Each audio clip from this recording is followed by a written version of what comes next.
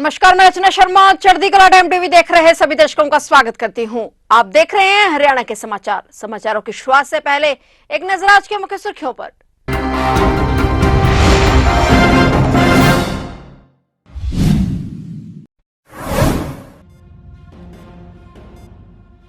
राम रहीम को फिर मिली पैरोल। 8 साल में पहली बार पहुंचा सिरसा डेरा। दिल्ली चुनाव से पहले डेरा सच्चा सौदा प्रमुख फिर आया बाहर।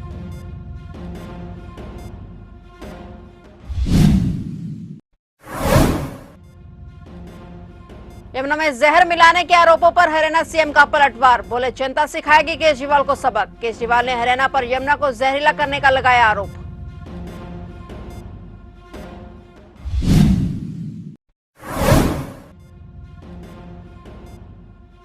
पंचकुला में रिटायर्ड ऑफिसर के घर एसीबी की रेड। 3 करोड़ 60 लाख रुपए नकद, भारी मात्रा में मिले जेवरात। पंचायती राज विभाग घोटाले की जांच में बड़ी कार्रवाई।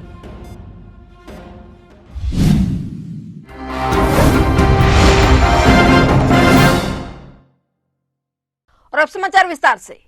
हरियाणा से बड़ी खबर है। दिल्ली चुनाव से पहले डेरा सच्चा सौदा प्रमुख गुरमीत राम रहीम सिंह को फिर पैरोल मिल गई है। वह सुबह 5:30 बजे सुनारिया जेल से बाहर निकला। बताया जा रहा है कि उसके साथ हनीप्रीत भी मौजूद थी। जानकारी के मुताबिक बाबा को 30 दिन की पैरोल मिली है। राम रहीम 2017 के बाद पहली बार सिरसा डेरे में पहुंचे हैं। बाबा सुनारिया जेल से कड़ी सुरक्षा के बीच बाहर निकले। राम रहीम इस बार बागपत के बरनावा नहीं बल्कि सिरसा डेरे में पहुंचे हुए हैं। 8 साल बाद सिरसा पहुंचने पर राम रहीम ने अपने अनुयायियों के लिए एक वीडियो संदेश जारी किया। उन्होंने अपने अनुयायियों से सिरसा न आने की अपील की और कहा कि सभी लोग अपनी जगह पर रहकर ही दर्शन करें। राम रहीम ने अपने अनुयायियों से डेरे के नियमों और सेवादारों को कई बातों पर अमल करने का आग्रह किया। गौरतलब है कि राम रहीम 12वीं बार जेल से बाहर आया है। राम रहीम को 2017 में सजा होने के बाद से अब तक 12 बार पैरोल और फरलो मिल चुकी है।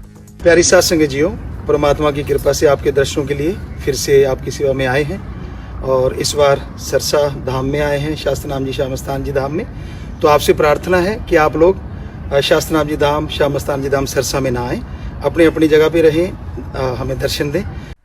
दिल्ली के पूर्व मुख्यमंत्री अरविंद केजरीवाल ने हरियाणा की बीजेपी सरकार पर यमुना के पानी को जहरीला करने का सनसनीखेज आरोप लगाया है, जिसके बाद हरियाणा के सीएम नैब सिंह सैनी ने अरविंद केजरीवाल पर जोरदार पलटवार किया है। दिल्ली के पूर्व सीएम अरविंद केजरीवाल ने कहा कि दिल्ली के लोगों को पीने के लिए पानी हरियाणा और उत्तर प्रदेश से मिलता है। यमुना में हरियाणा से पानी दिल्ली में आता है, लेकिन हरियाणा की भाजपा सरकार ने यमुना के पानी को जहरीला कर दिया है। हालांकि दिल्ली जल बोर्ड के इंजीनियरों ने उस पानी को दिल्ली में आने से रोक दिया है। बॉर्डर पर ही उसे रोक दिया गया। अगर वो पानी दिल्ली आ जाता तो पीछे पानी में मिल जाता और ना जाने से कितने लोग की मौत हो जाती है, नरसंहार हो जाता। वहीं हरियाणा के सीएम ने कहा कि उनकी फितरत है कि आरोप लगाकर भाग जाओ। ये अगर कहीं देखने को मिलता है तो केजरीवाल में देखने को मिलता है। सीएम सैनी ने कहा कि अरविंद केजरीवाल अपने मुख्य सचिव को भेजिए और मैं अपने मुख्य सचिव से सोनीपत में पानी की गुणवत्ता की जांच करने के लिए कहूंगा। जहां से यमुना दिल्ली में प्रवेश कर रही है, वे अमोनिया के बारे में बात करते हैं, वे पानी की कमी का दावा करते हैं, लेकिन कोई कमी नहीं है। वहीं सीएम सैनी ने कहा कि केजरीवाल को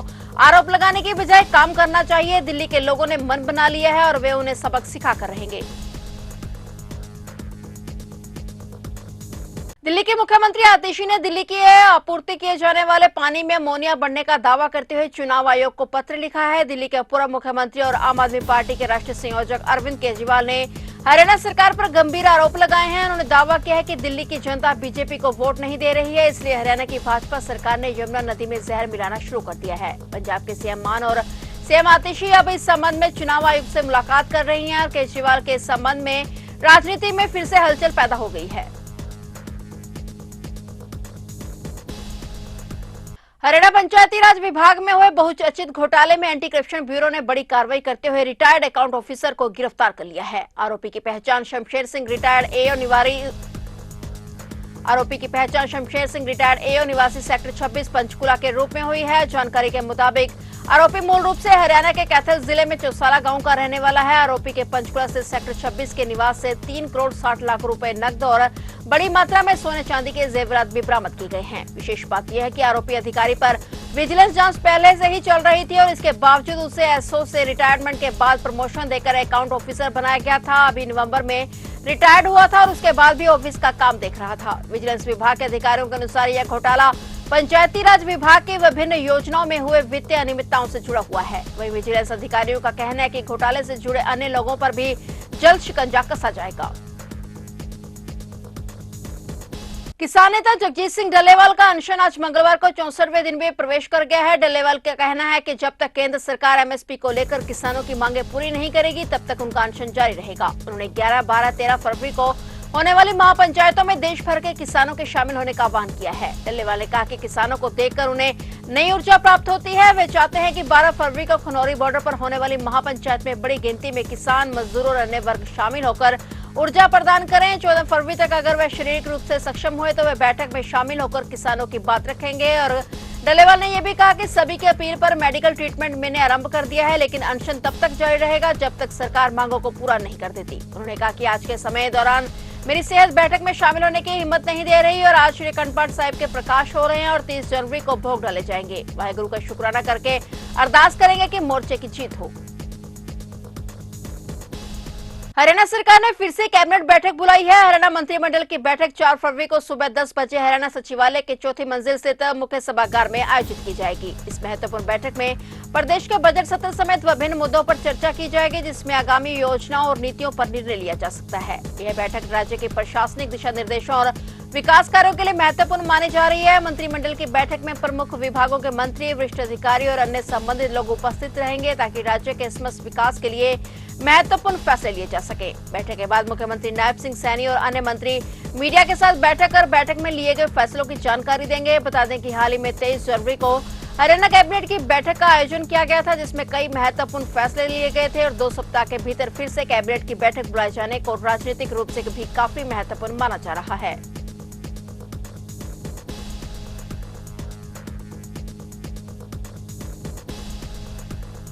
कांग्रेस के राष्ट्रीय अध्यक्ष मल्लिकार्जुन खड़गे ने भाजपा नेताओं के महाकुंभ में डुबकी लगाने पर तंज कसते हुए कहा कि गंगा में डुबकी लगाने से गरीबी दूर नहीं होगी। इस पर भड़कते हुए हरियाणा के कैबिनेट मंत्री अनिल विज ने भाजपा नेताओं के महाकुंभ में डुबकी लगाने वालों के लिए खड़गे के बयान पर तंज कसा है। विज ने कहा कि उन्होंने पूरे हिंदू समाज का अपमान किया है, इसके लिए उन्हें कान पकड़कर सारे हिंदू समाज से माफी मांगनी चाहिए। वहीं केजरीवाल ने कहा है कि हरियाणा यमुनानगर के पानी में जहर घोल रहा है। इस पर भी विज ने केजरीवाल की जमकर खिंचाई की और विज ने केजरीवाल को आड़े हाथों लिया और कहा कि केजरीवाल अपने झूठे वायदों से इस देश में जहर घोल रहे हैं। 10 साल दिल्ली में राज रहा, तब यमुना को साफ नहीं कर सके और अब दूसरों पर दोषारोपण करते हैं। विज ने कहा कि केजरीवाल अपनी नाकामयाबियों को दूसरे पर डालने का प्रयास कर रहे हैं।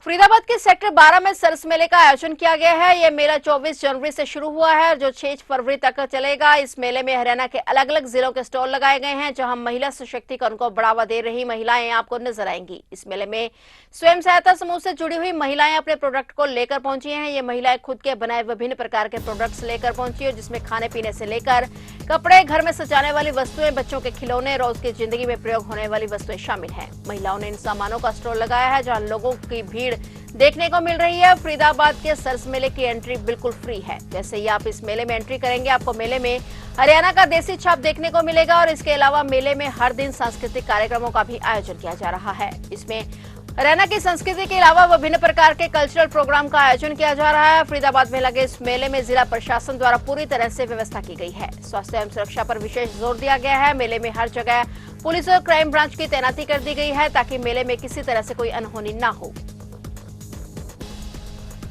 हरियाणा में मौसम विभाग ने 5 जिलों में घने कोहरे का येलो अलर्ट जारी किया है। वहीं 7 जिलों में कोल्ड वेव का येलो अलर्ट है, जबकि करनाल में शीतलहर चलेगी और कोहरा भी छाया रहेगा। दरअसल मौसम विभाग की माने तो मंगलवार को राजधानी चंडीगढ़, पंचकुला, अंबाला, यमुनानगर, कुरुक्षेत्र और कैथल में घना कोहरा छाया रहेगा। वहीं महेंद्रगढ़, रेवाड़ी, सोनीपत, पानीपत, हिसार, भिवानी और चरखी दादरी में शीतलहर चलेगी। इसके चलते तापमान में गिरावट देखने को मिलेगी। आज का अधिकतम तापमान 21 डिग्री सेल्सियस और न्यूनतम तापमान 9 डिग्री सेल्सियस रिकॉर्ड किया जा चुका है। और वहां पे मौसम वैज्ञानिकों का कहना है कि 31 जनवरी और 1 फरवरी को बारिश हो सकती है, जिसके चलते तापमान में 3 से 4 डिग्री सेल्सियस की गिरावट देखने को मिल सकती है। ऐसे में लोगों को अब कड़ाके की ठंड का और सामना करना पड़ सकता है। फिलहाल हरियाणा के समाचारों में इतना ही और नए समाचारों के साथ फिर से हाजिर होंगे। तब तक के लिए देखते रहिए चढ़ती कला टाइम टीवी।